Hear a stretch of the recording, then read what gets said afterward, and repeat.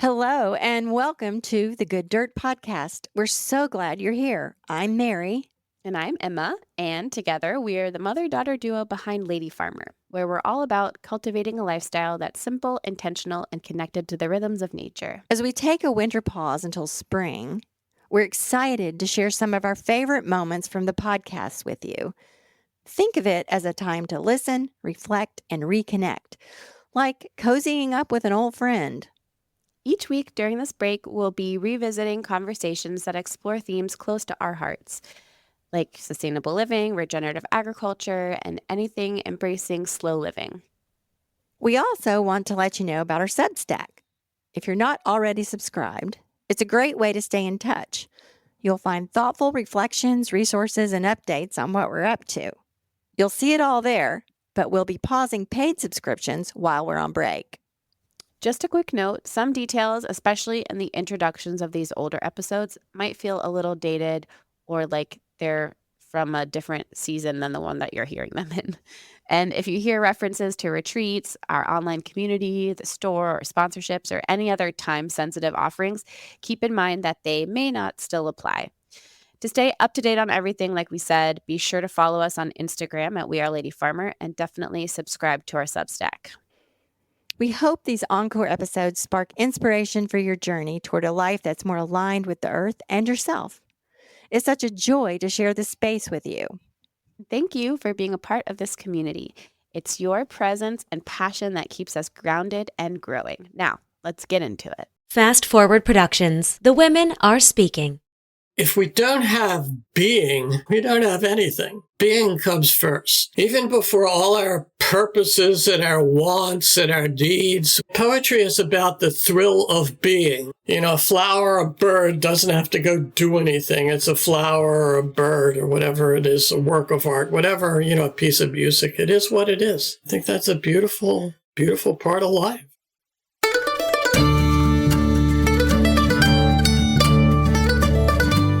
You're listening to the Good Dirt Podcast.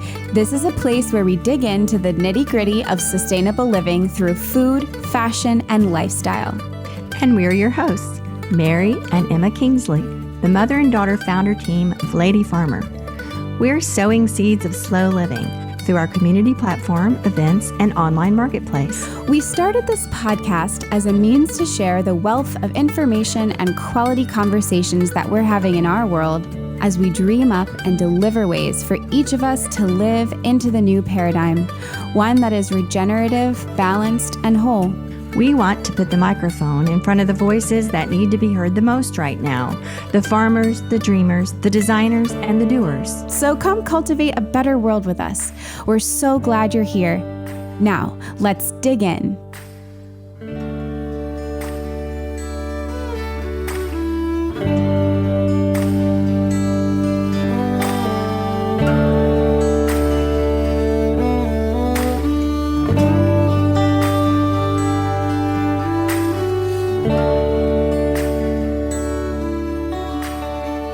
Good morning, Emma. Good morning. I have a poem today to share. I'm so excited.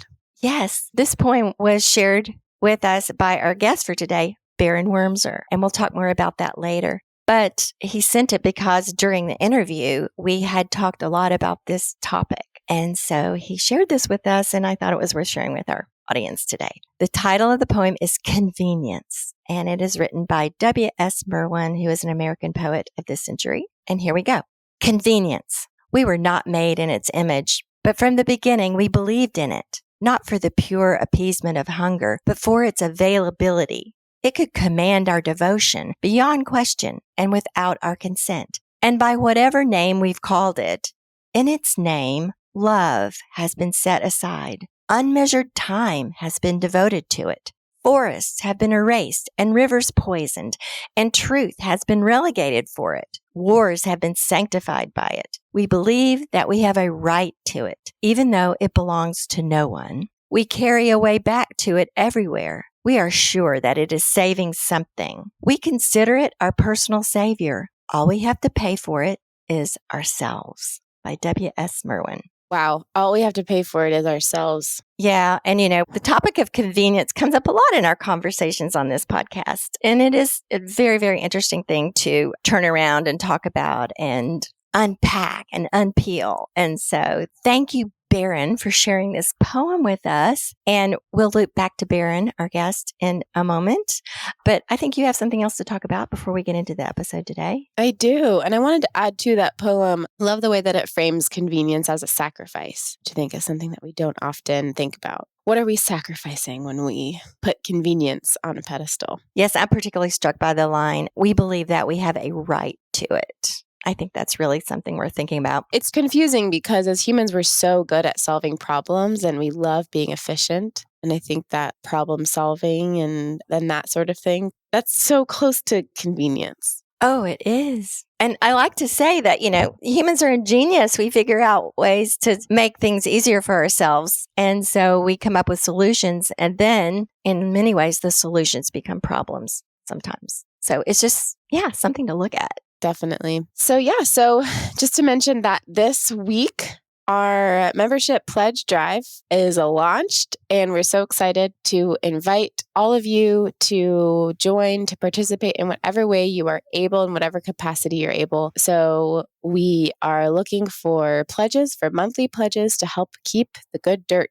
going, to help support the show. We have a couple of ways that we're able to do that, and it is through your generous contributions as a listener, and then also in working with brands through sponsorships.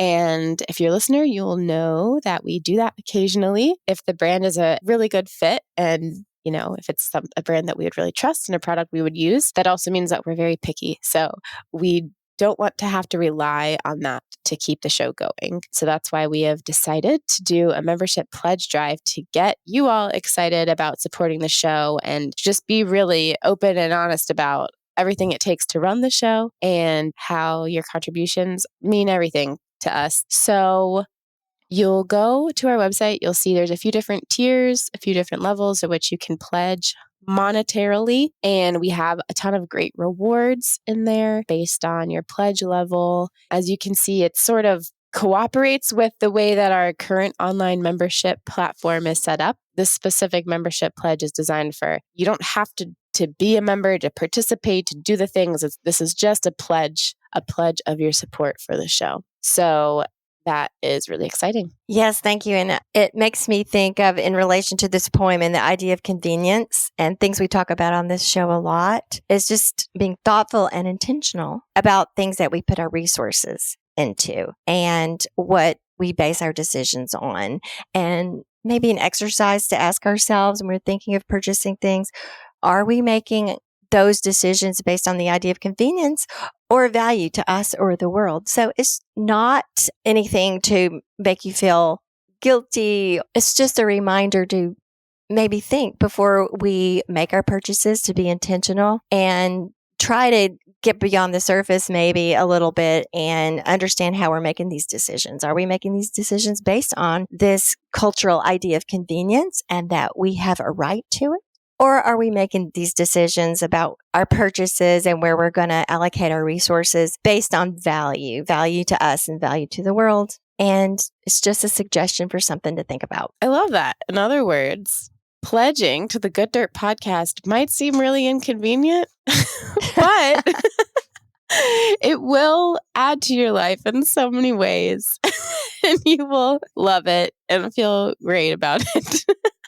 I love that. Another that reminds me of actually an interview that we did this week that won't be out for a few weeks. Our guest said that a while ago she made the decision to not buy anything because it's on sale. And that's something that I'm going to be thinking about in the convenience realm. Just, you buy things when you need it. If it happens to be on sale, great. But I find myself falling into that trap, when things are on sale. Oh, I guess that means I need it if it's on sale. So I like that exercise too. So to bring it back to the drive, these pledges, it's not on sale. We're not running a sale. We are, however, sweetening the pot by offering some really fun Good Dirt Pledge Drive only rewards. So these things won't be available in the store. You can only get them by contributing to the podcast in this way. And if contributing monetarily is something that you are unable to do at the moment, there are so many other ways in which you can contribute and help us grow the show and spread the good dirt. So we appreciate that a lot. Without further ado, we are excited to transition this wonderful episode with Baron Wormser. Would you like to introduce our guest? Yes, our guest today is Baron Wormser. He's an award-winning poet, professor, and author. We were introduced to Baron through his son, Owen Wormser, who you might remember from the Good Dirt episode 151, Lawns into Meadows. And during this interview, we talked a lot about his off-grid upbringing in rural Maine.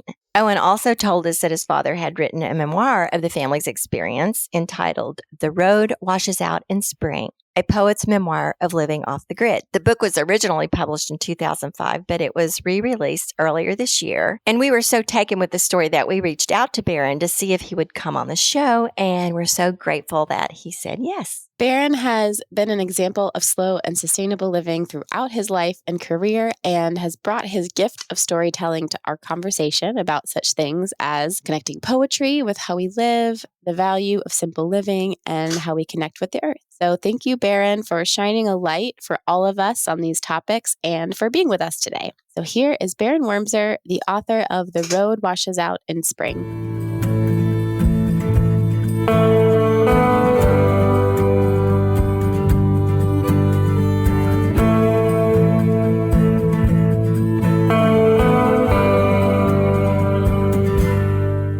My name is Baron Wormser. I'm a poet, writer. I lived out in Montpelier, Vermont. I'm here today to speak to a book I wrote about my experience and my family's experience of living off the grid in the Maine woods for over 23 years. That book is called The Road Washes Out in Spring, a poet's memoir of living off the grid.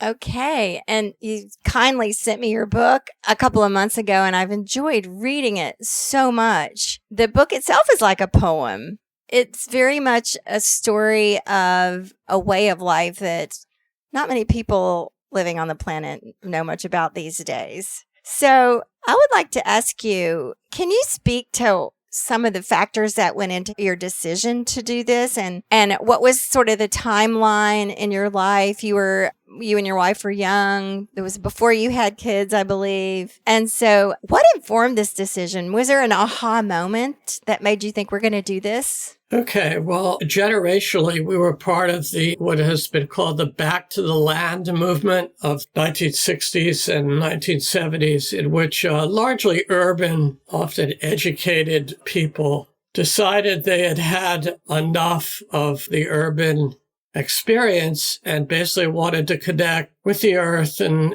the rural world. We were part of that. We had that. My wife and I both had that enthusiasm to go do that. That was about a lot of things. I think it was obviously about a hankering to connect in ways with the earth. It was also a hankering for a kind of authenticity, to be able to take care of ourselves in ways and to learn how to do that. We really had no idea whatsoever of what we were getting ourselves into. I don't know how many people did. I'm sure some did, but many did not. Consequently, many people left for understandable reasons. So we moved to the country. We were living in Maine, which was sort of just turned out that we were footloose and rented a house in Maine, and we liked it, like Maine, and decided we wanted to stay. I figured out a way to earn a living. I was a school librarian, and that's, of course, a huge issue if you want to live in a rural area, because it's not a big job market. So we had a grip on that. Then we bought land from an old Mainer who literally collected land sort of like postage stamps in the 1930s. He just had land all over the state of Maine. He had land he never even laid eyes on. He lived in a kind of rundown house in a little town in Maine. We just heard about him, someone talking about him. This wasn't advertised or anything. He needed some cash. We bought about 40 acres for, I think it was $3,500. It was on a discontinued road, which means the road washes out in spring. if you want to call it a road to begin with. But we were undeterred. We also didn't have much money, so the price was right. And it was a nice piece of land. It was on a dead-end road, which very much suited us. Beyond us was just miles and miles of woods. Nobody there. So that's sort of the background story of how we landed there. And then once we bought the land, we learned that the power company, Central Maine Power, wanted for us a sizable amount of money to run the poles in over a half mile. We could have done that. We were within a half mile. Part of our plot of land was within, but being the people we were, we preferred the house site at the very edge of the land at the top of a hill, which was an old house site of houses, farmhouse that sat there in the 19th century. There was a cellar hole there. There was an elm tree, dead elm. And there was a dug well.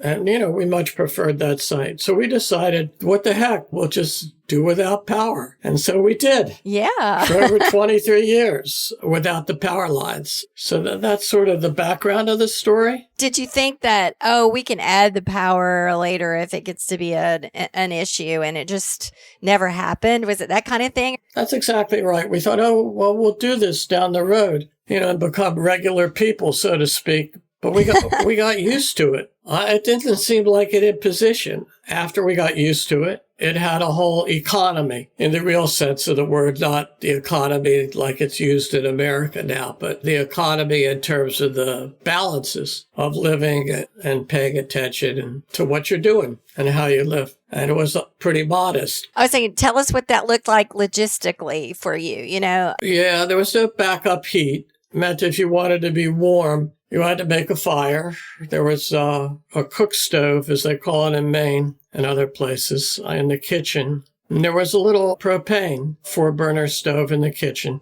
And there was then a larger stove that we used for heat in the house. Eventually, we added on 2 bedrooms for our children. One of those bedrooms was Owen's, and we put a little stove in there. Heat was one thing you had to pay attention to if you wanted to be warm. And we were warm. It was a little modest-sized house. The bottom floor was 24 by 32, and then there was a sleeping loft.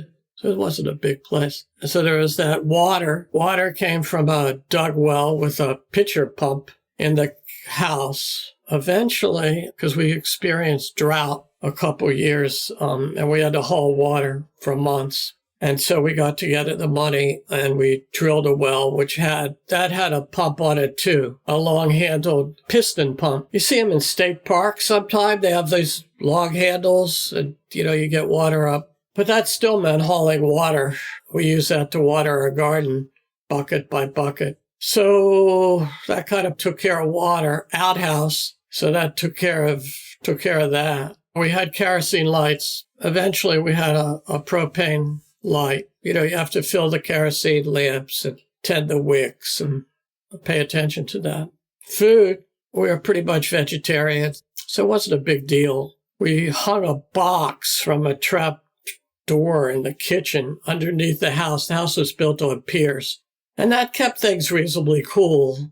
We weren't stockpiling a lot of, hamburger. So I worked every day. I worked at a job. So we went to the store once a week, a natural food store in a town nearby. Typically, our routine was do the laundry, buy food, do whatever errands that we needed to do in town. So this all became an economy. And then we had gardens and we canned a certain amount of food. We had a root cellar eventually. The children's addition was built over the root cellar. It was a great root cellar. It was very deep in the earth. So we kept potatoes, cabbages, carrots, all that sort of thing throughout the winter. This may be more detailed than you're interested in. I don't know. No, it's great. I'm wondering, what year did you move out there?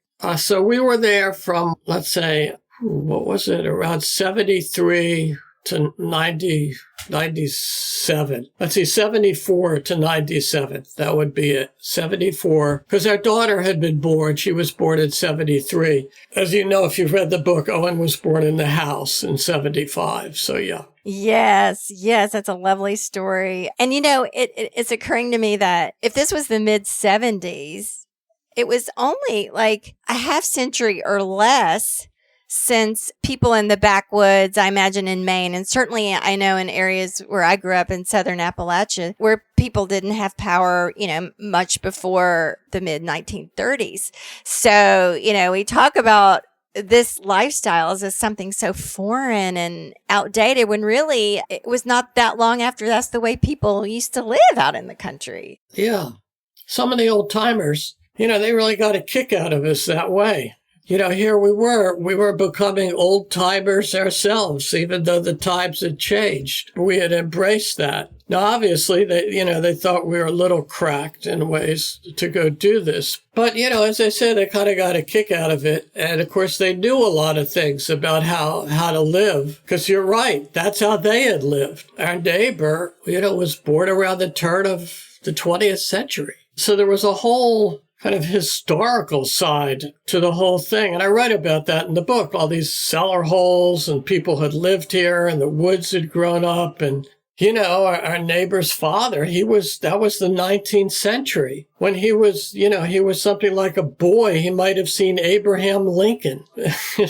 So nothing seemed very long ago in a way, So you're right. Yes. Yeah. And another thing that I noticed, especially reading through your book and your routines and the tasks, just to live day to day, things that to the outside world and to people living with all the modernization might think, oh, that's really hard. That's just so inconvenient, and all those things that we might think. You and your family just very quickly assimilated and normalized these things so that it wasn't like, oh, this is such a hardship. This is just your way of life. And as a poet, these are your observations, I think. As I'm reading the book, I sort of see how these are your observations, that these simple tasks that bring us light and help us heat up our food and help us keep warm are the poetry of your life there. And you make poetry of it, and because you're a poet,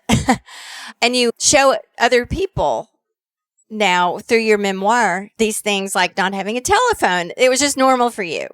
And it created an opportunity for you all to live life through the simple tasks and through the necessary things that sustained you. And I think that's what people are so attracted to these days. The idea of slow living, like doing things simply, bypassing conveniences in order to experience just these everyday things that are the simple life. I agree. There's a great poem, maybe you know it, by W.S. Merwin, called Convenience. Basically, we're destroying the earth in the name of convenience, basically. That's what's going on. And we think we're entitled to that convenience, and we don't think at whose expense that convenience comes from. So for all this connection we have, in fact, we're extremely disconnected. And obviously, as you're pointing out, Mary, if we don't have being, we don't have anything. Being comes first. Even before all our purposes and our wants and our needs, which obviously is part of our problem, we take all our wants and declare them to be needs. They're not. They're not. That's not true. That's not true. You may want to go to Europe 4 times this year. That's not a need. You may want 4 flat screen TVs in your house. That is not a need. But for many reasons, obviously, one is it's just promoted. We're in that place where that's how we look at life. And consequently, that, as you point out, Mary, that gives us a very strange sense of hardship. If you can't take a hot shower every morning, is that a hardship? I don't think so. I don't think so. That's really interesting to think about what we define as need and hardship and what that really means and how we qualify that. And I wonder, in your personal experience living off the grid and in your full and vibrant life, what are some of the things that you at one point might have thought as, oh, that's a hardship and I could never do that. I could never handle that. That's too much. And then you realized that it wasn't a hardship and that you could deal with it.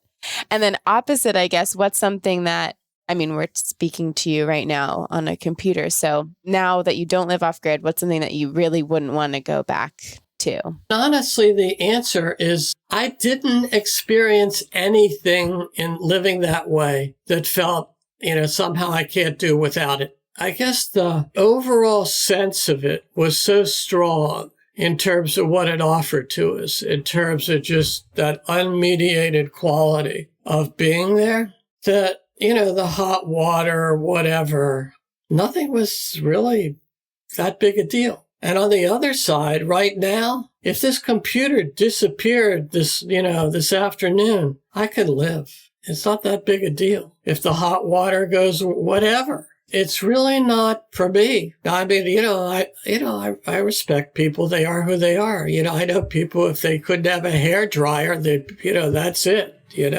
I was never like that. There are all these old ways of doing things, and they worked. People, goodness gracious, people lived a long time on Earth. They seemed to, be living. They didn't have all the things that we have.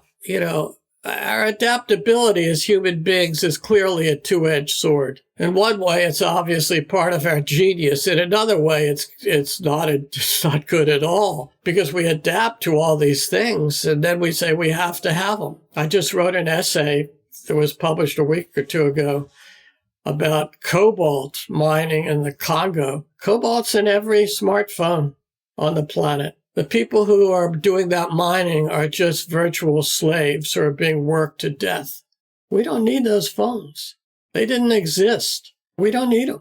But, we all want them. So that's a good example of a want that seems to be a need to people. So. Right. Well, it's making me think that we feel like we need them. We think that we need them because it's like the majority of people, because we perceive that, I'm using air quotes, most of the world and the people around us do have phones, and a lot of systems do rely on these phones. So in order to participate, in a way, if you define it that way, in order to participate in that system, we kind of do need them. And then it's a choice of participation. And if you don't participate, then where does that leave you? So it's a very interesting question, the want versus need. And I think that where we draw that line personally and collectively is really interesting and also really difficult. I have a real personal example of exactly what you're saying. We've been out here in a rural area for the last 10 years. It's not that far removed. I mean, we're only 24 miles from the White House in Washington, D.C. So it's not like we're remote rural Maine or anything like that. We've never had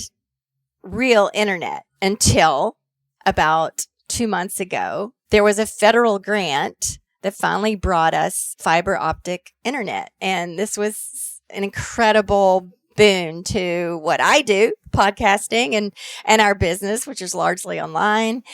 So those years, it felt like such a struggle to us.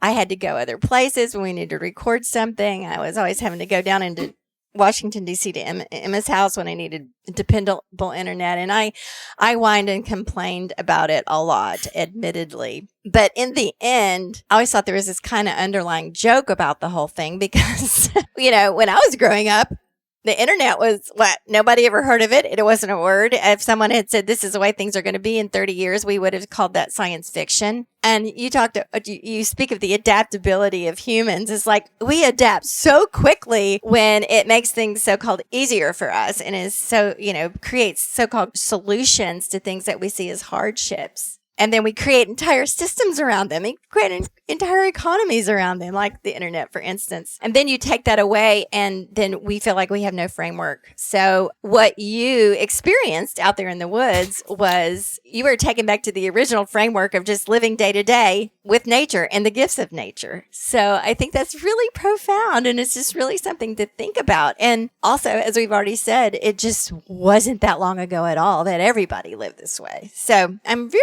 curious. During your time of living and raising a family out there, you had one child when you moved there and your son was born there in the house. And so you were raising them, and I understand they went to school during the day when they got of age, and you drove to a job. Did you ever feel like your children were missing anything? or there was anything that they weren't being prepared for by living that way or growing up that way? It's obviously a very particular experience. And so it's not comparable to whatever you think of as the standard experience. I'm a writer. My wife's painter. I was a librarian. So books were always a huge part of our household. We had a piano in that house. We also had a boombox connected to a car battery. We could listen to Bruce Springsteen in that house. So we didn't obviously have TV, but, we've never had TV, even when we have electricity. I'm not very interested in television. We had a radio, listened to the Red Sox on the radio. So it wasn't that extreme. I think the whole techno thing has become much more extreme with the phones and the internet in the last 30 years. It just wasn't like that. Obviously, when you grow up that way, there's a degree of, isolation that you experience. But, on the other hand, that offers you something in terms of being able to be by yourself and not be terrified of being lonely in the way a lot of people are terrified of being lonely. And they're terrified if they're not connected. If you say to someone you have to go out in the woods and live for a day or two, to a lot of people, you might as well push them out of a 12th story window. That's not what they're looking to do in this world. So I don't really think that was really an issue in terms of, what was missing along those lines. Did they go to school and they come back, and would they say, well, the other kids have this or that or live this way? Would they register any discontent or impatience with the lifestyle? Or what was their reaction to being around other children that lived a very different way? Well, yeah, that's true. But again, it was rural Maine. So we're not talking, an upscale part of the world. It was rural Maine. Basically, that part of Maine is the northern tip of Appalachia. It runs up into Maine there. So, we had a car, and it was a better car than some people had, honestly. So it wasn't like that, honestly. There were there are a couple other families in our town where they lived off the grid. We weren't the only people. I imagine at that point in time, most rural small towns in Maine had at least one or two families living off the grid. It was part of, I knew people who lived in places that made our place seem like we were living on a highway, in terms of, trekking through the woods to get to their place. So it wasn't that big a deal that way. So your children didn't experience that much contrast when they went to school or around other children. To them, it was just part of the spectrum that they saw all around them. Yeah, absolutely. I see. Okay, that's wonderful. This is kind of going to be a vague, broad question, but do you have any stories you can tell us about, like a specific story, whether it's something that was really joyous and funny or something that was really hard and challenging that can sort of paint a picture of what life might have been like?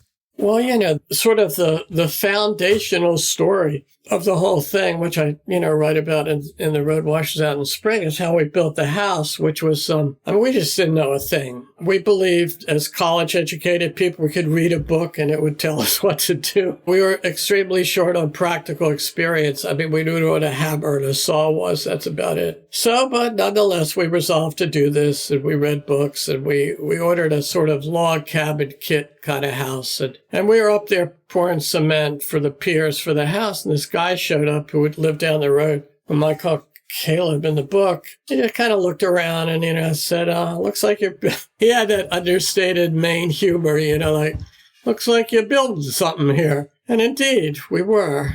And it rained a lot that June when we started the house. So the road was just awful. It wasn't good to begin with. It got worse. And, we had these holes dug, and they immediately filled up with water. There were frogs leaping around all over the place. They were having a great time. This guy said, it's nice you're building this house. You think you'd like some help? And my wife and I looked at each other, for 5 seconds and said, yeah, we would like some help. And I said, well, I'm a carpenter. I'm a builder. I live around the corner. I could help you do this. So we talked some about what we were doing, and we shook hands, and that's how the house got built. Obviously, it was a relatively simple house, But we never talked money, which is pretty amazing. We had taken out an extremely modest mortgage to build the house, but we never talked money. And when he came up there the first day, and he showed up, literally 6:30 in the morning, because he got up, ate a bowl of oatmeal. He had a huge clan, a huge family. So a couple of his, it must have been, one was an in-law, one was a nephew, one was a grandson. One was a crackerjack carpenter. They helped him build the house. It was a complicated house. And he wasn't the world's, he wasn't a finished carpenter. As I quote him in the book, he used to say, close enough, spike it.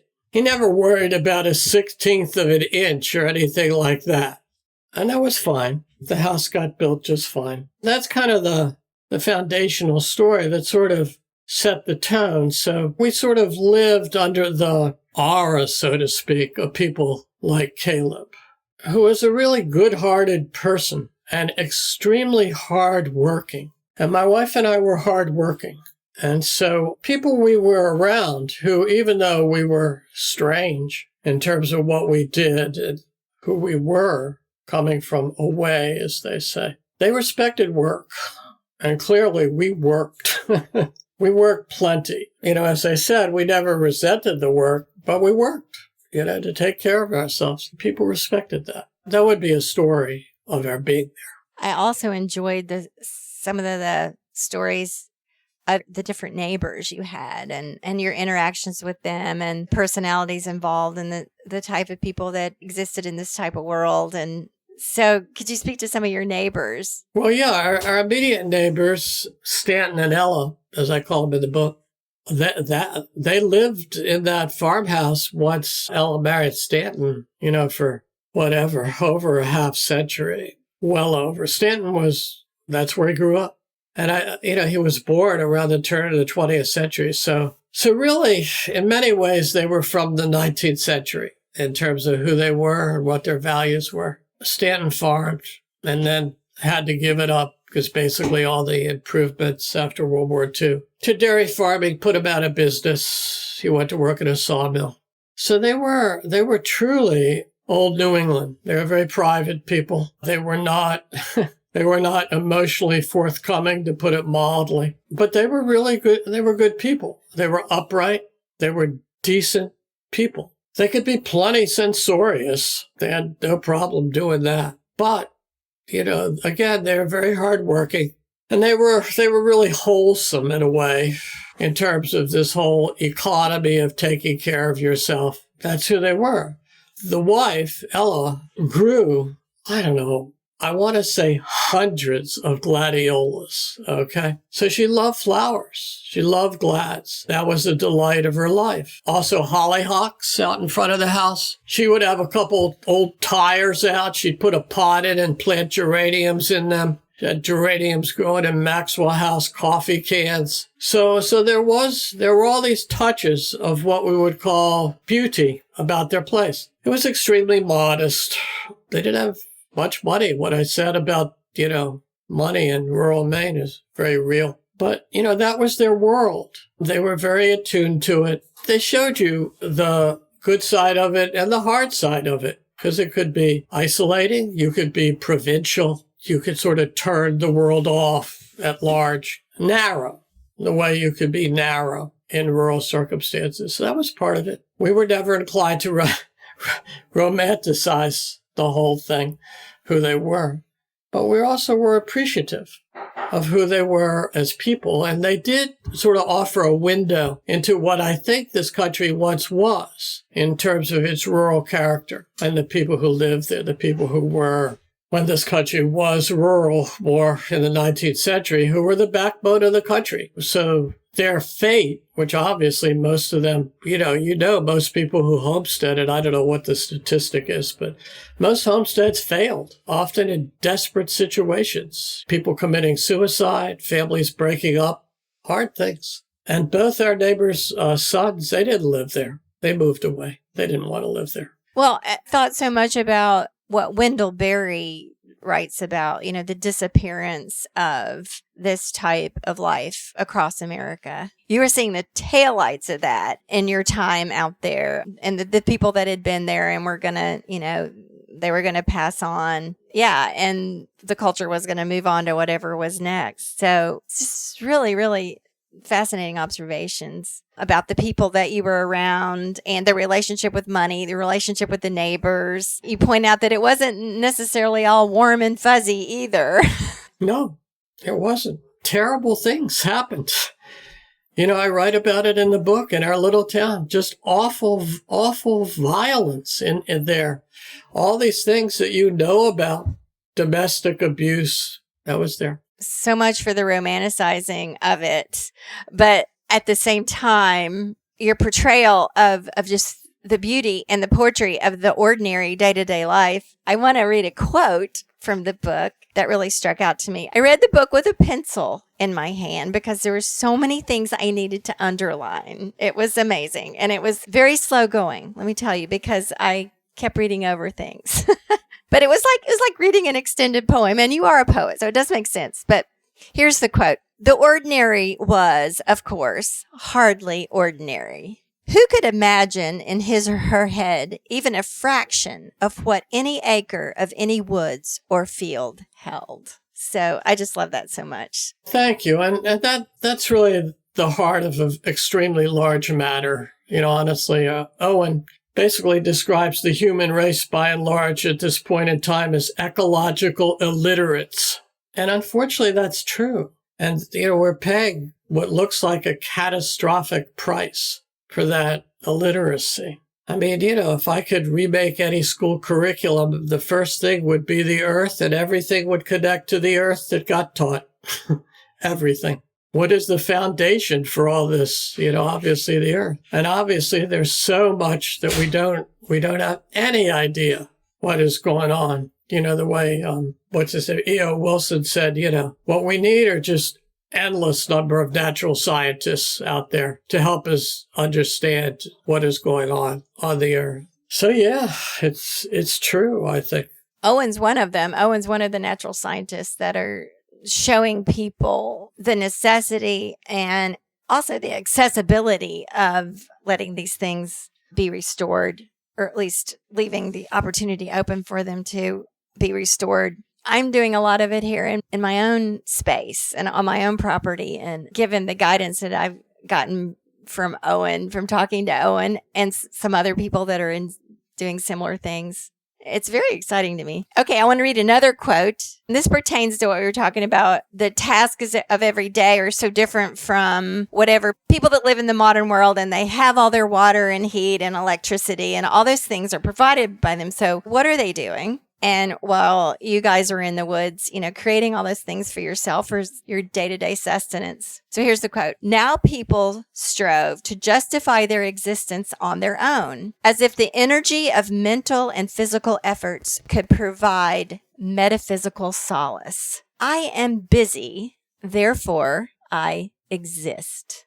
I think that's so interesting because for the most part, most of us who are fortunate enough, we have access to food. We have access to all these things. So what do we do with ourselves? We get busy because we want to prove that we exist. So that's the way I understood that. I agree. I mean, that's the all-purpose answer. When you ask people about what they're up to, they say they're busy. Okay.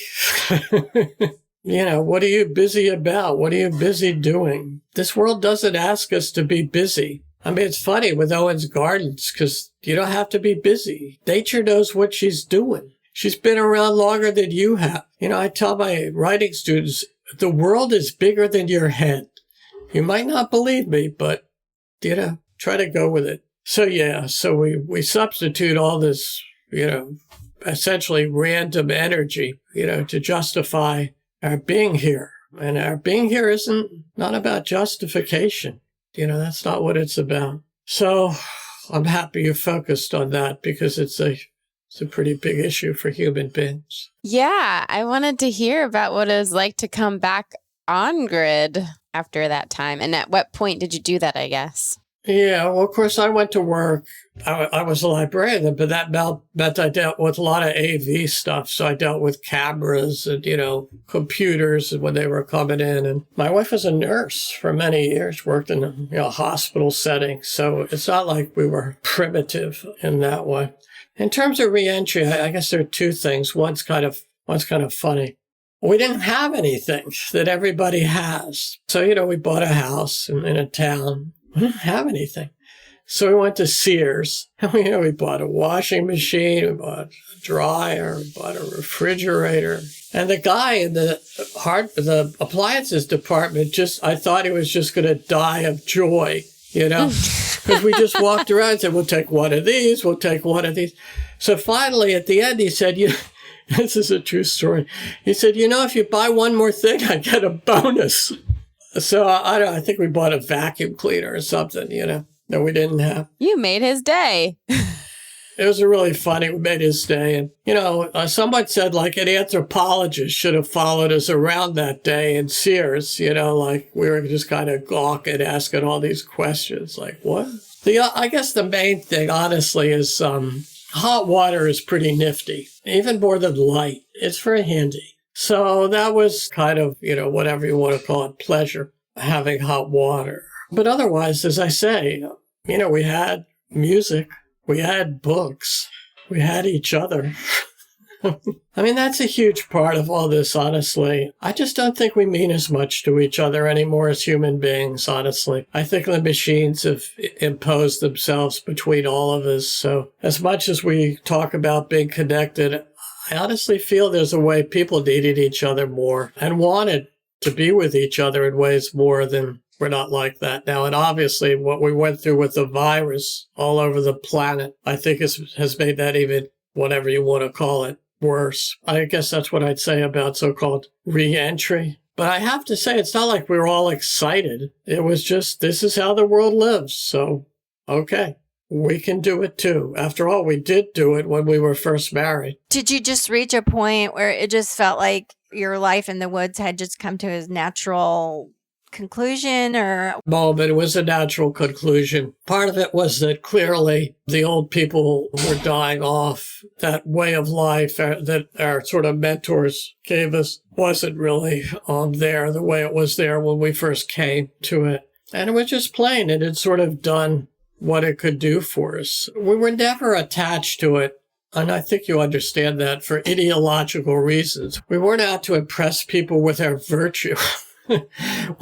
we weren't trying to impress people with our purity. That was never, ever what it was about. So consequently, it wasn't some kind of ideological decision to leave. We were still, our kids went off into their lives. My wife and I were still married. And we were the people we were in terms of what we cared about. We transferred that, so to speak, to wherever we've lived. We've moved 3 times since the woods. The basic thing is, even though, we live the way we live and I think you understand this very well, is you're on the earth, period. And whether you're in a city, a country, you're on the earth. I mean, that's what Owen's book is sort of reminding people. Hey, you're on the earth. You can do this. You got 2 feet. You can do this, of ground. And obviously all that's going on, it's a planet. It's not, all the possessiveness makes us, all crazy that way. Because this is my lot and that's your lot. And this is your house and my house. This is my country. This is your country. Well, obviously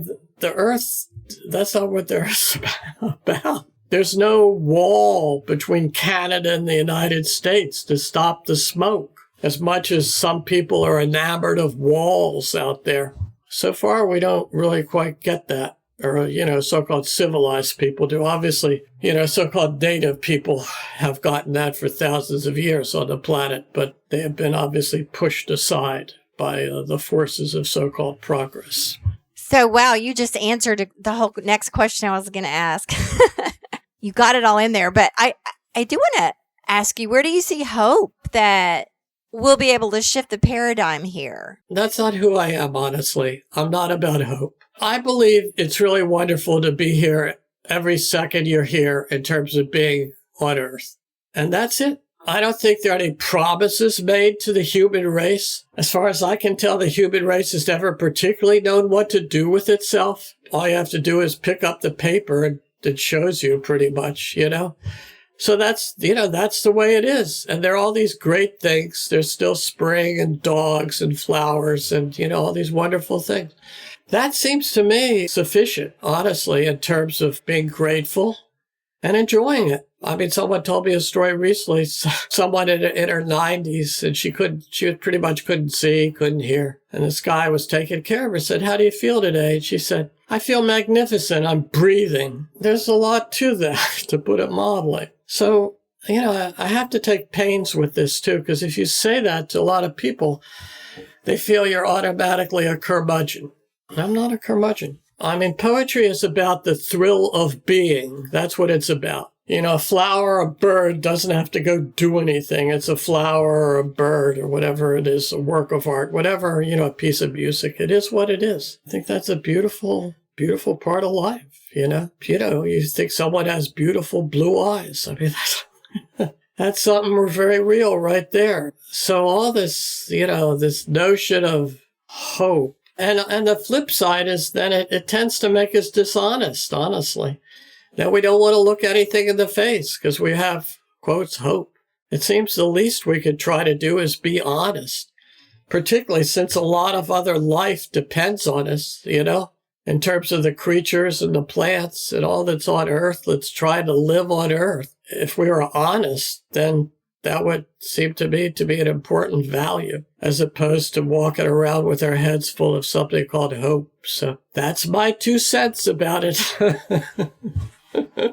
That's pretty cool.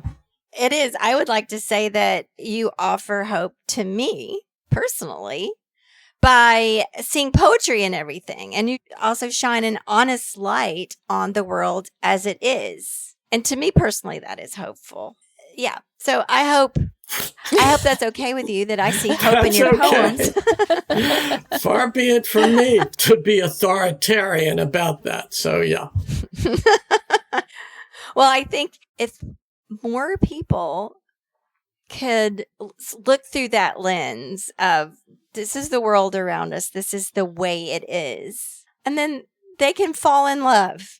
They can fall in love with the world and the earth. It's been said on here many times before. When you love something, you take care of it. That's deeply true. Deeply true.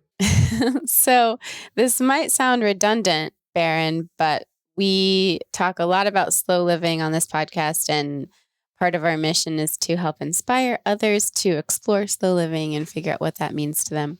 And so I guess I want to ask you, what does slow living mean to you, and how do you find slow living in your everyday?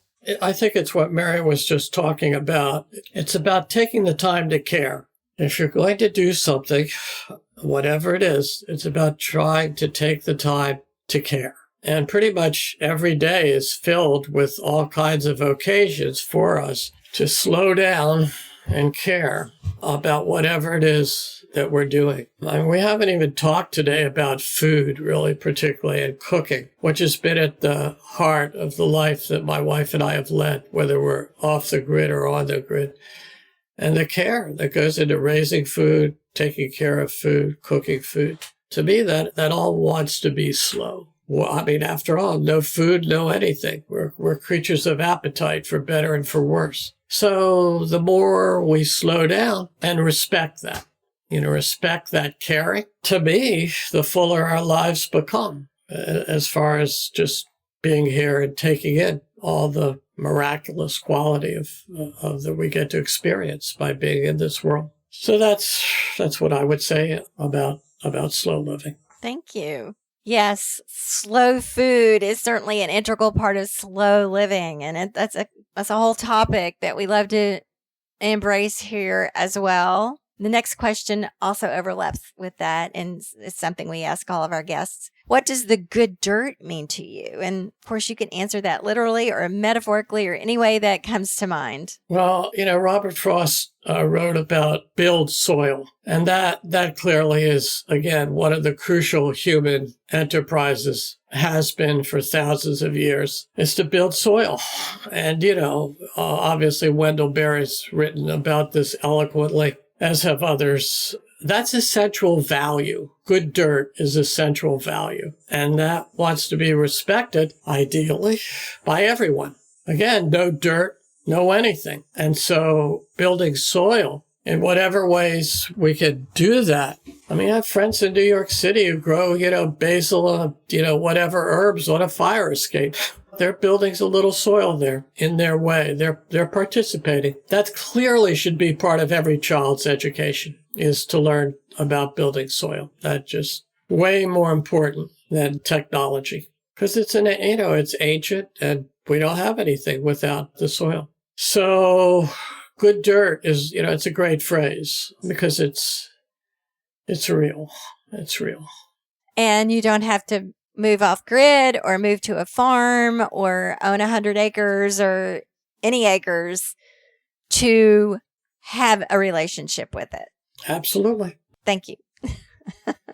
What do you think that through your writing and our time here together, what would you like people to most understand about your work and your message in the world? It's tried to be all of a piece in terms of, what I talk about poetry and the thrill of being. And to me, the gratitude. It's wonderful. Those books behind me. It's wonderful that there is poetry. It's existed for thousands of years. It's another thing that should be in the heart of every school. It's not. That's really my message. It's not, as I said, it's not about virtue or goodness or anything like that. I'm just another person. But I think there's a great deal to that, because it does simplify in ways that make sense, basically. And we all want to make sense of being in this world. The more we can root that in actualities like poetry, song, dirt, food, whatever, I have to believe the better off we are. Thank you so much, Baron. I've enjoyed this conversation so much, and it has really filled me up. Yeah, it's been so lovely to talk to you. You're reading your book, The Road Washes Out in Spring, has been like a meditation for me, and I really appreciate it. And I'm grateful for your work in the world, and I'm grateful for your voice, grateful for your experience, and grateful that you brought Owen into the world to bring the next generation into more consciousness and intentionality about their relationship with the land as well. So many, many thanks. Well, you're welcome. It's been my pleasure to meet you two today. It's very heartening to learn about what you're up to. I appreciate it. So you're welcome, and thanks for you being who you are. Thanks.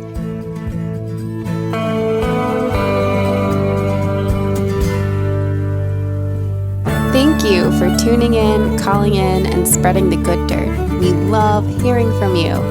You can reach our listener voicemail at 443-459-1950. That's 443-459-1950. You can find this number in our show notes and in our Instagram profile. This show is produced by Lady Farmer, a slow living lifestyle community, and the original music is composed and performed by John Kingsley. For more from Lady Farmer, follow us on Instagram at WeAreLadyFarmer. That's We Are Lady Farmer. Or join us online at www.ladyfarmer.com. We'll see you next time on The Good Dirt. Goodbye.